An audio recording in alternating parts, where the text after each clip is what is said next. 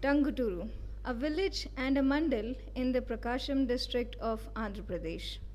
A population of about 20,000 people thrive in this self-sufficient village of coastal Andhra region of the state. This is surrounded by the Bay of Bengal, a habitat for scores of sea animals.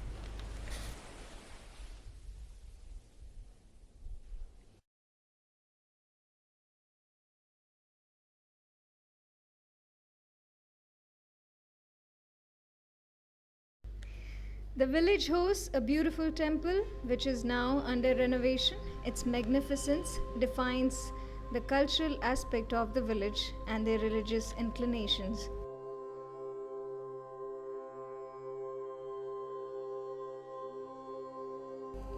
The villagers have the strong faith that this village is protected by their local deity, Lord Chinnakeshava Swami.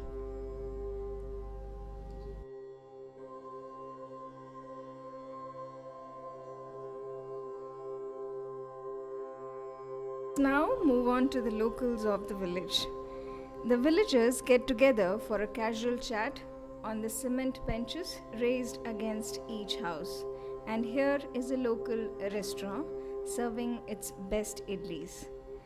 The most commonly used transport still remains a cycle rickshaw, so adding to the rustic environment.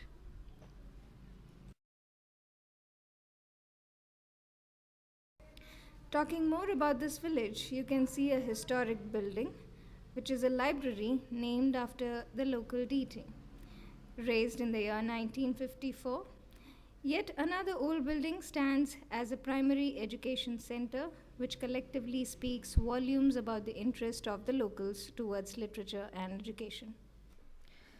A sunny day when the crustaceans are all at ease coming out of their regular shelter.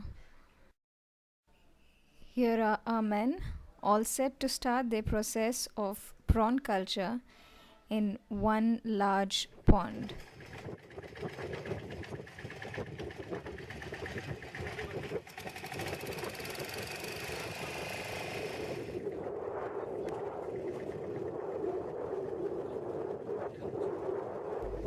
Our correspondent Praveen talks to one of the farmers here.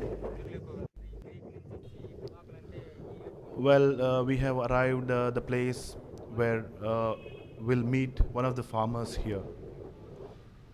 Hello, I'm Praveen. Hi, May I know your name, please? I'm Ramanji. Yeah. Here I can find some of the prawns. Please, you can see the prawns here. Seems to be rotten, but not the fresh. They just harvested yesterday. The prawns remain in the boat.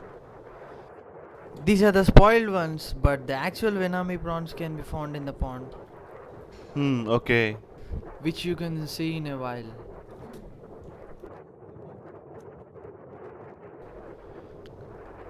We can see flock of birds flying away from the seashore of the Bay of Bengal. And here, Mr. Ramanji, please tell us about the prawn fields and their rearing in the ponds.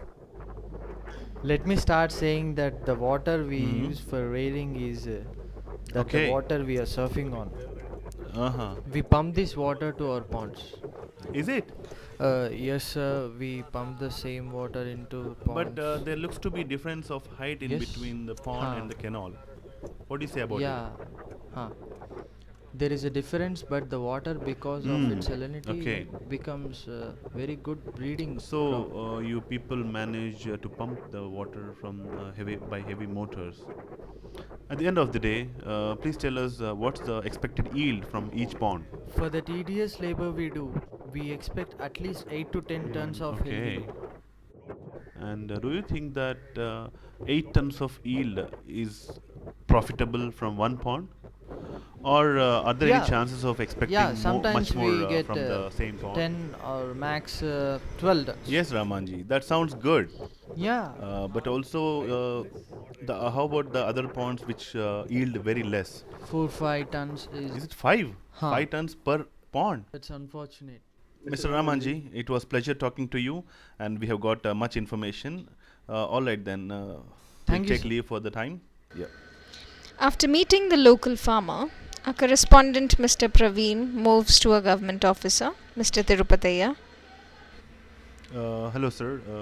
Could you please explain me us about your work and the society and how you are helpful to the farmers in a detailed way?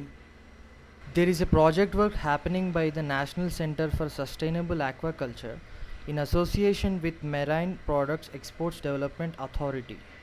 First, we form a society of prawn farmers and then divide them into clusters. Each cluster have 20 farmers in one locality. Then we register them under that society.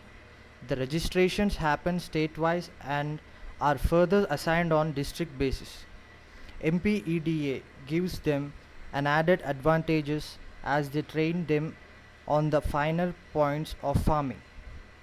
With the help of NCSA, discipline is maintained in the work pattern. వాళ్ళందరినీ motivate చేస్తాం. ఎలాగంటే ఇంతకుముందు culture అనేది irregular, అంటే వాళ్ళకు ఫార్మర్స్కి idea లేక unwanted chemicals వాడడం, సీడ్ డిఫరెంట్ టైప్లో వేసుకోవడం, వీటన్నిటిని ఒక క్రమ పద్ధతిలో చేయడానికి ఏర్పడిందే national centre for sustainable agriculture. Sir, tell us about the subsidy provided by the government to support farmers. The subsidy concept is meant to encourage the farming and subsidy is given up to rupees 5 lakhs. This is mainly to attract the farmers to unite. Contact hatcheries is a pattern of organized breeding. Suppose that there are two hatcheries and one of the hatchery has good seeds while the other one had bad seeds. There is a high possibility of contamination of breed, whether it's 20 hectares or 200 hectares. The entire breed gets contaminated. So under contact hatchery system, all farmers will start at once with a maximum difference of 1 week amongst each other. The seeds will be supplied from one hatchery only with PCR testing. PCR?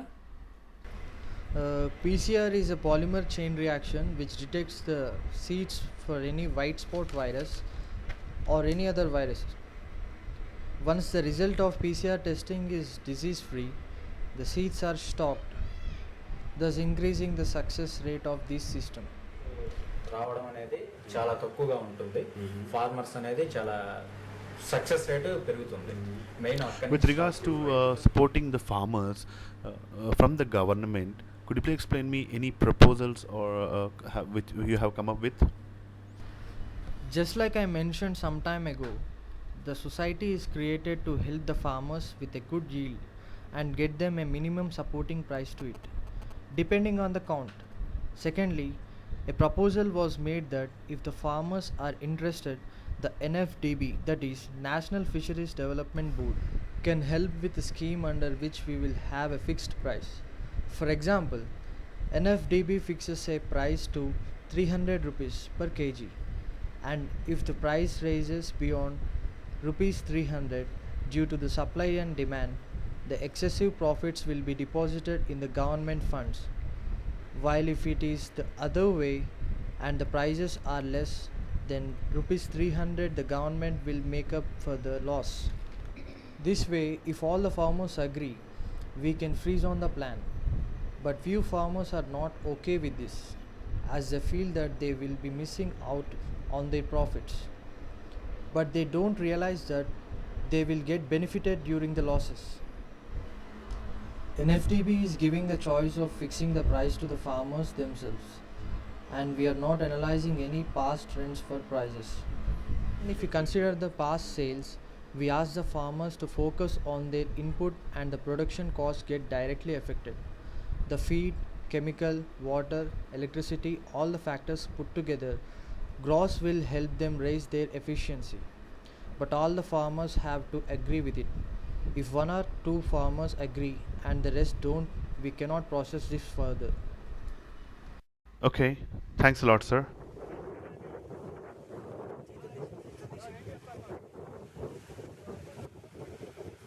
After a productive chat with the government officer, Praveen now discusses the ground realities with another farmer, Mr. Kishore Pamidi.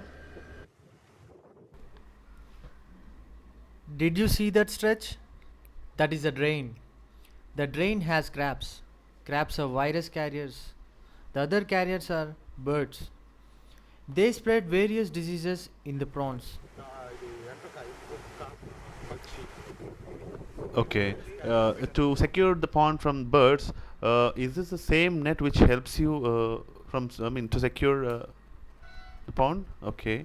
Here you can see the net. Yes, Mr. Kishore. Uh, as per our information, we got to know that the government have come up with one of the proposals on minimum supporting price, saying that they have fixed a price, and if a farmer sells more than the minimum supporting price, they have to deposit the additional amount into the government account. If the situation comes like the farmer could sell only below the minimum supporting price, the government will deposit into a farmer's account, and this is support which government wants to come up with to help the farmers. Could you please give your opinion on this? The concept is nice. We even liked it. But considering the presumed price and breeding season for the prawns across the 12 months, and also keeping in mind the other major players like East Godavari, Nellore, and then Prakasham, which together produce 60,000 tons of yield. Now there are about 10 companies that buy this product locally. During the peak season, we can sell this product for 400 to 450 rupees. But during off season, the price comes down to 200 to 250 rupees. This we want the association or government to stabilize and have a standard price of 300 to 350 rupees. For example, there are vegetables, cereals, pulses, spices for which the government has freezed on a minimum supporting price. We want this similar practice of minimum supporting price to be implemented for prawn culture, irrespective of export prices and all the other factors that affect its stand in the market. This concept is known to us, and a group of 25 farmers form a society. I am also an active member of this society.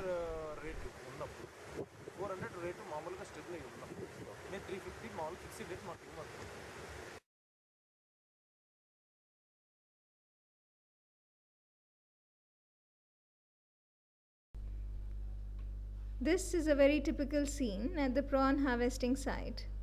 About 15 to 20 daily laborers are hired for harvesting of prawn for one pond. And each laborer is paid about 400 rupees as a daily wage.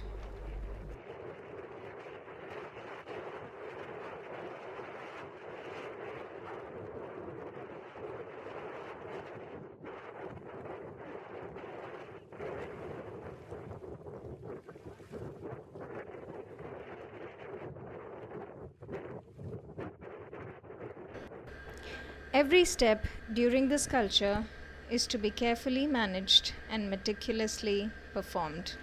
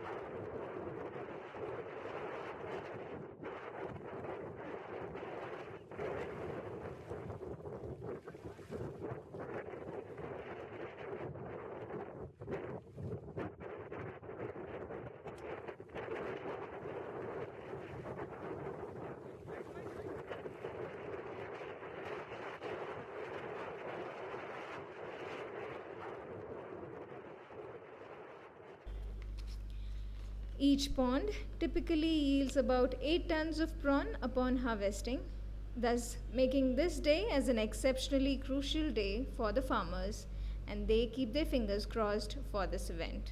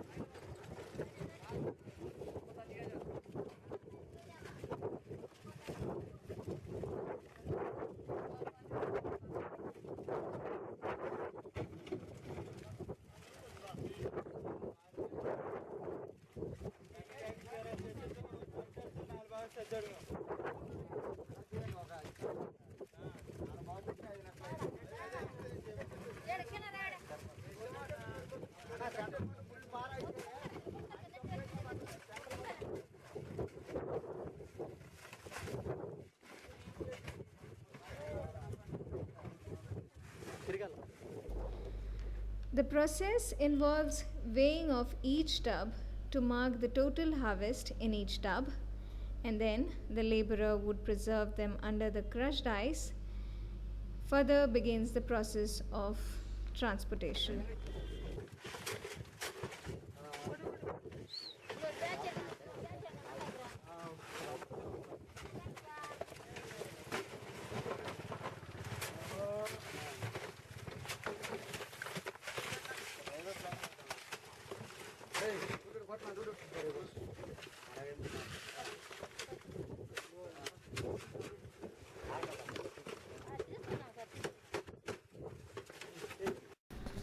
With a lot of information gathered from the previous farmer, Praveen now makes a final move to a local farmer who helps us understand more about the power supply and the present pricing in the prawn farming. Hello, sir. We have got to know the other elements involved. Could you please explain me the major issues involved in rearing? Actually, one of the major problem is insufficient power supply from the electricity board. One of our co-farmers lost 1 ton of yield while harvesting.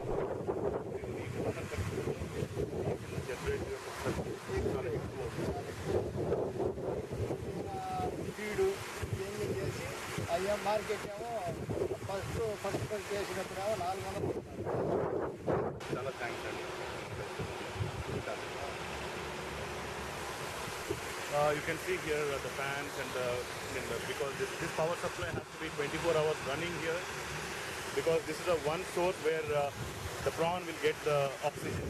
This is the aeration fans. Okay, each pond has to have a 4 fan running 24 hours.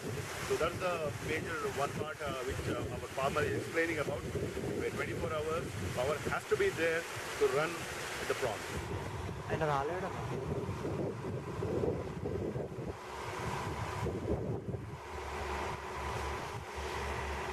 Hello, Andy.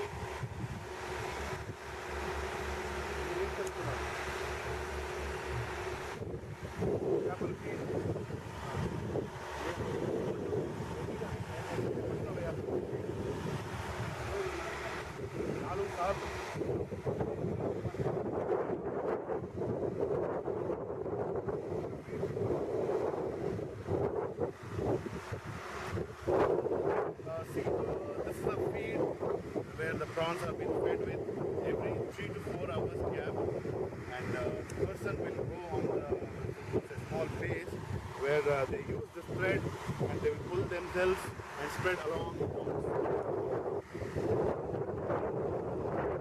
See, this is the feed. And this feed would cost approximately 1200 per 25 kilos bag. And as I said, this is one of the main elements where the cost incurs. Thank you.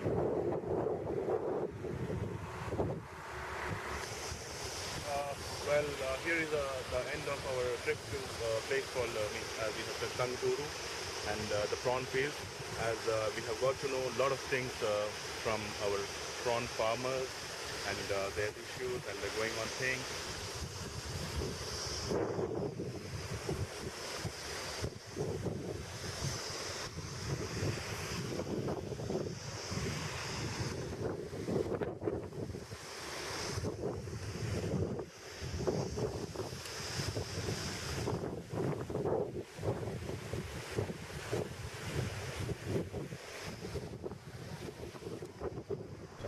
With this ends a journey full of speculation and hope. The prawn farmers now have a deliberate appeal to make to the government to help them with an improved power supply to run the machinery as against the present 6 hours of supply. Also help the Farmers Association with a standardized minimum supporting price for the prawn yield throughout the year. There is much that needs to be done to secure prawn farming and the farmers who make a living on the edge.